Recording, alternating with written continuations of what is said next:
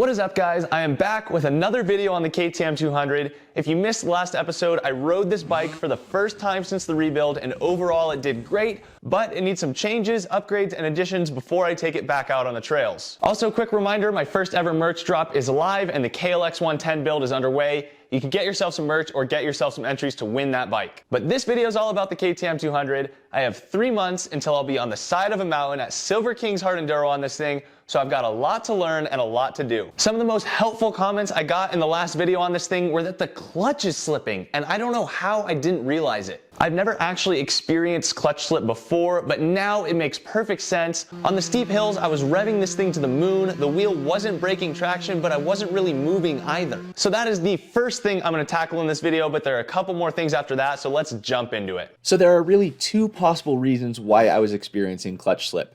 It is possible the slave cylinder gasket is the wrong thickness, causing some constant pressure on the push rod for the clutch, or the springs are worn.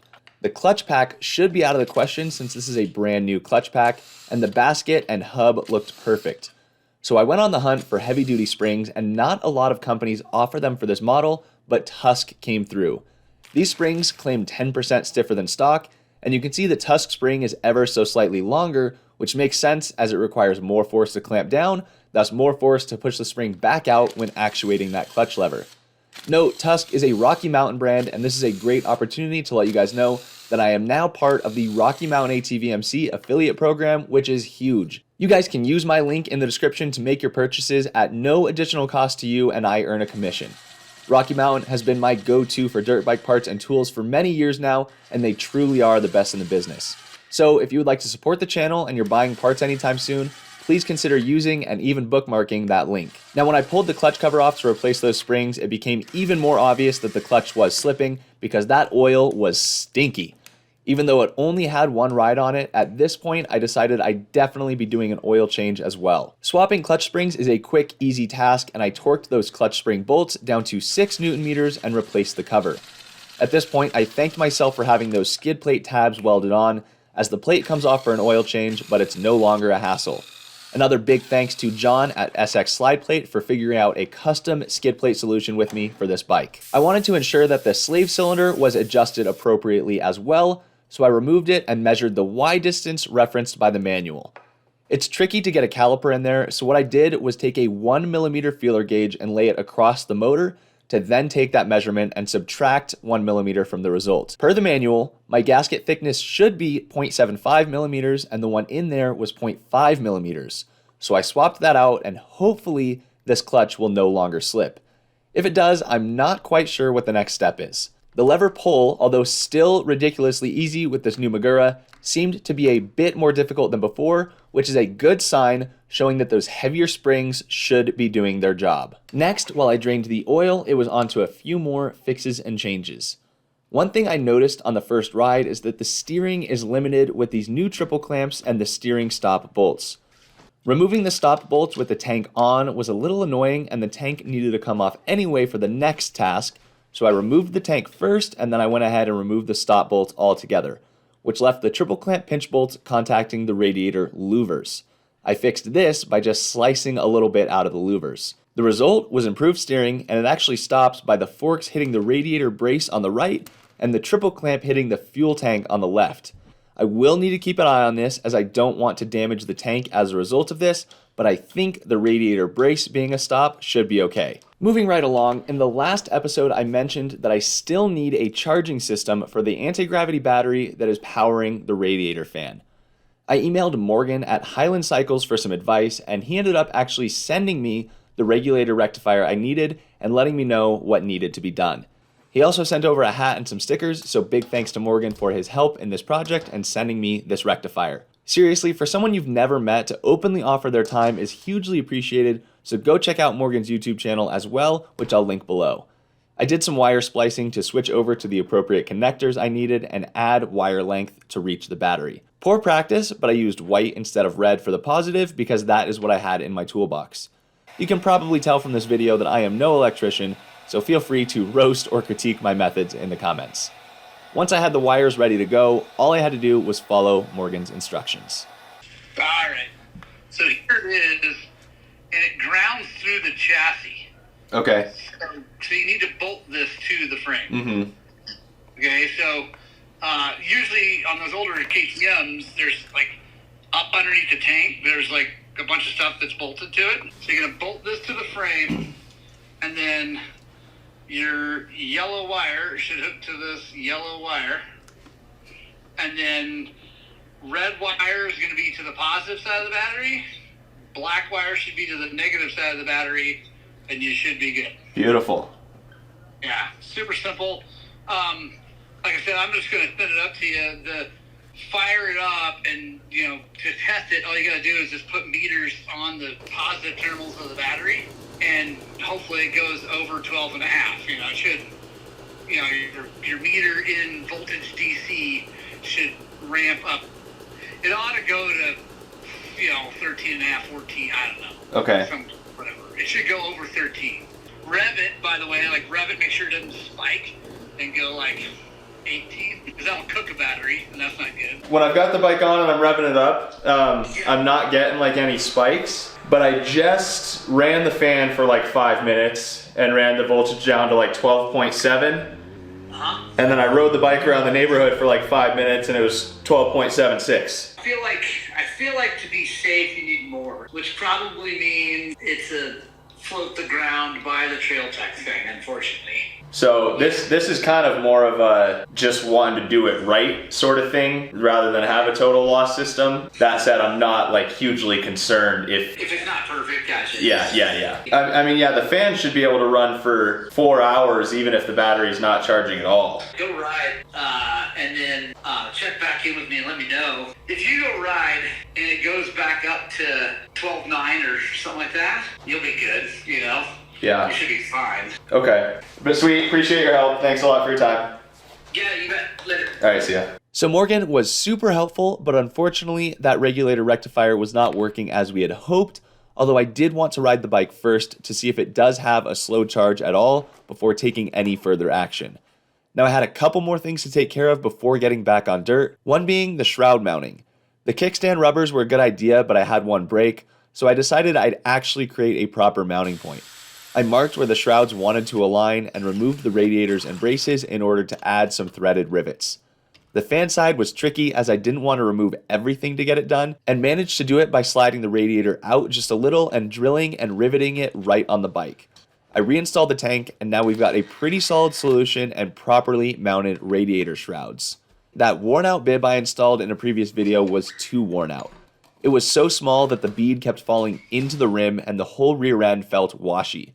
I was running a tube for the first ride, but got a set of moose balls, which I've not tried before and am stoked to see what I think. Those are crazy. Yeah. That's wild. I'm lubing up my balls. Moose balls installation was quick and easy, and I made quick work of getting that Shinko 505 back on the rim thanks to my wonderful Rabaconda. I got the rear wheel back on the bike and made one quick adjustment to the carb. When I checked the plug, it looked a tad lean, so I went 6 clicks richer on the smart carb metering rod, and it was time to get this thing out to Pipestone for ride number 2. What is it? It's a 06 200. Nice. Looking freaking good in the fender, boys. First ride back, baby, let's go. Just let it snow on the inside of my lens, classic rookie move. This loop up here is not bad. Staying away from him today. You've scarred him. So we richen up the smart carb, 6 clicks. All right, let's see if we got this thing more close to dial.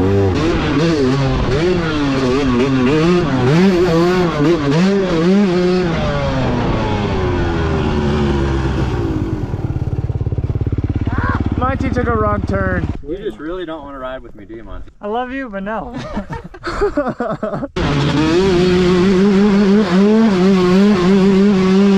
Sound and feel-wise, the motor and carb settings seem in tune.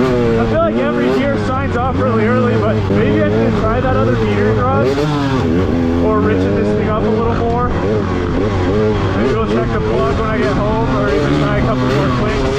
I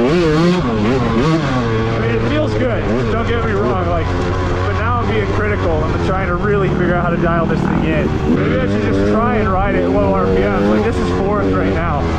I've been riding this thing all top end. Let's see if we can ride it in the bottom, or if it'll pull hills or not. Like this little 200 motor, you think it'll sign off, but then I remember last year riding it, like it's pretty impressive what it'll actually lug up. And that's the way I need to learn to ride this thing for some of these climbs for hard enduro. Of course, the real steep stuff you got to be singing, but for like some of the more technical stuff, I got to be riding a heater in the RPMs.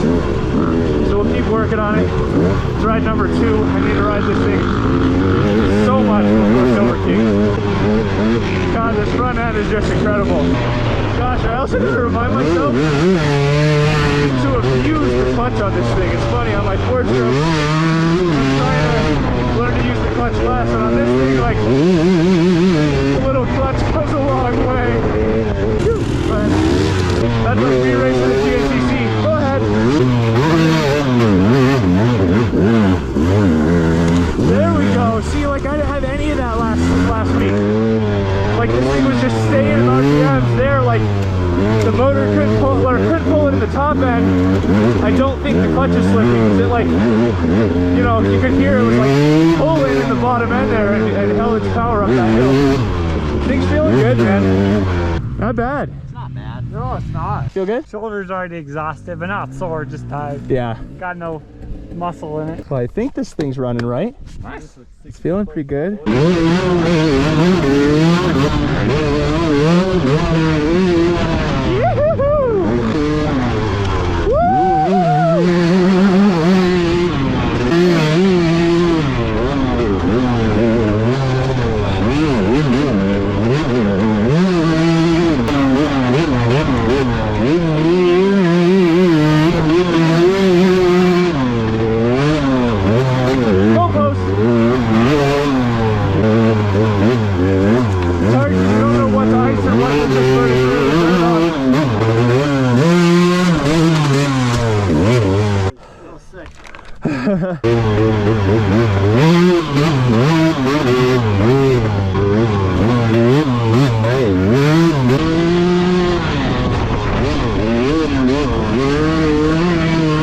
Hell yeah! My bike is a little stanky, I think.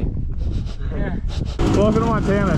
Snowing 30 minutes ago, 50 and sunny now. Another thing that tells me I think the clutch is all good now, aside from how it feels, is that my fan came on quite a few times last ride. And I don't think the bike's getting that hot anymore. The fan hasn't come on once. This thing's definitely running better.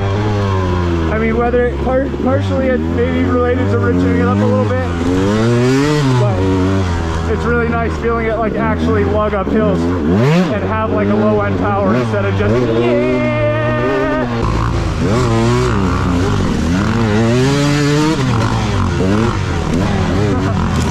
So freaking tired. I believe it, dude. Yeah, I was like, this has got to be a workout for your first ride back. You having fun though? Oh yeah.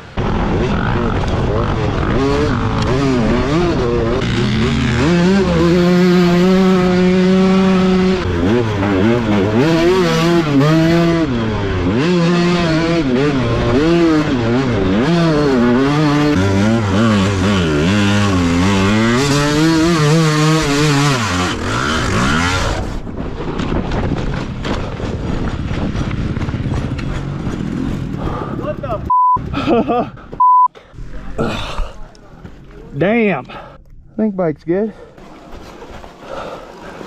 I got right to the very top and just totally bogged out in second. Oh, I wonder if I should do it in first. Damn, that sucked.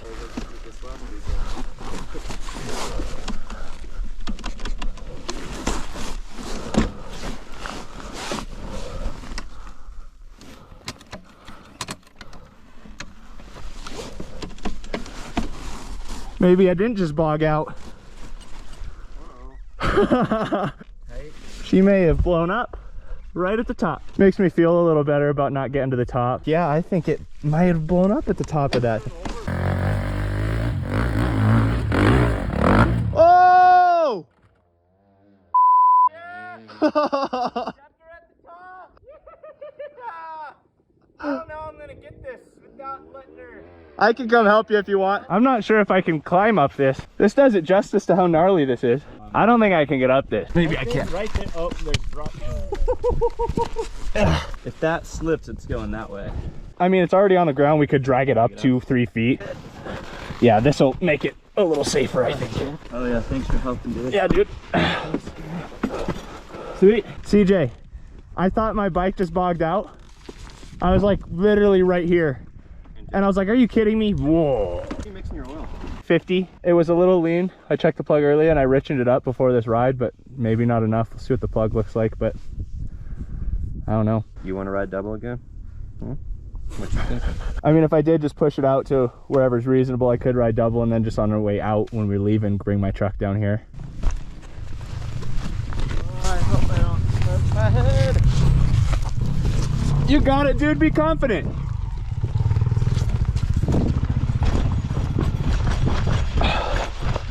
Broke for 200, huh? Blew it up. Damn. You tumbled down this too? I blew it up right at the very top of that. I think I'm gonna push this back to like the 2-track and then maybe just double and then bring my truck down. Yeah. I didn't think this is what those MXFitCo workouts were gonna be for. I was so curious to look inside this motor. Doesn't give me great hope for Silver Kings being a couple months away. This is the first time I've blown up a bike in the wild. I blew up a CR 125 once. Through 2 minutes after the first start, before I learned about braking. I was pinning it 5th gear down the street and blew it up. But this is the first in the wild. Probably won't be the last. You know a guy that can fix it. Unfortunately, this ain't my first time nuts to butts. Yeah, buddy. You were saying you like it a little bit. Bye-bye. You want to put your feet on the thing? I can probably put my feet on your feet. Yeah, that's romantic. Hey everyone, go get some weird people go fast shirts so I can fix my bike. This is where I almost lost my life. Oh my god! Well, you want a beer? Yeah, sure. You like the MSR gear, dude. Nice. It's pretty comfy. That was a fun day, boys. Well, yeah. It was. You guys want a beer? I would love one. Thank you, sir. I got some sick ones of you in the Fender Boy swag. Hell yeah. Yeah, it's a good riding sweatshirt. I'd recommend Dude, it. you It's actually really looked comfy. so It good was in that awesome. thing all day. Yeah, I freaking like it. I was kind of jealous I didn't have mine on. You should have rocked yours. It was sick. Get your Fender Boys hoodies. Well, that was a super fun day on the 200 until I blew it up. I'm glad it happened towards the end of the day. I was in that sand wash just before it, absolutely screaming. It crossed my mind in that wash, like maybe I should back it down. But then of course the bike blows up on literally the only really technical feature of the whole day, right at the top. Going to pick the bike up, pushed it to a spot where I can drive my truck. I'll see you when we get to the blown up 200. Well, do you think I should push it or ride it into the truck bed? Yep, still seized.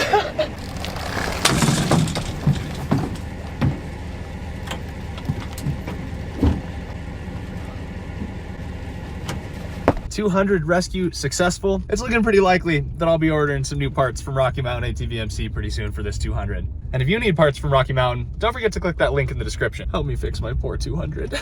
Now we need some new members of the Fender Boys more than ever. Merch link is in the description too. We can at least see if the charging system worked today. It would appear not. 12.53. Really fun day, but no mechanical wins. First thing the next morning, I gave the bike a good wash so it would be ready for teardown.